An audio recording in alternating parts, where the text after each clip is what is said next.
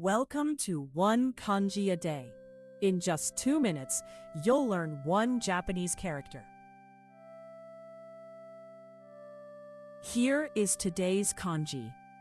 It is read no or in many words. Take a good look at its shape. This character means to drink. It has 12 strokes. Inside words, it often sounds like in. On its own, it is usually no. Beside the food radical, a person opening wide to drink.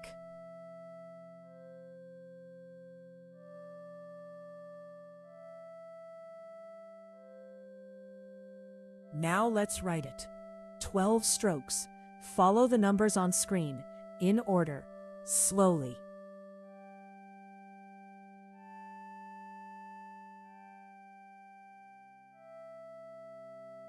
Let's see it in real words. Nomu, nomu means to drink. Nomimono, nomimono means beverage. And inshoku, inshoku means food and drink. A quick tip so you don't mix it up. Look closely at these similar kanji. Shoku, read taberu, to eat. Ketsu, read ketsu, lack. Notice the small differences. So that's in, to drink. 12 strokes, read no or in.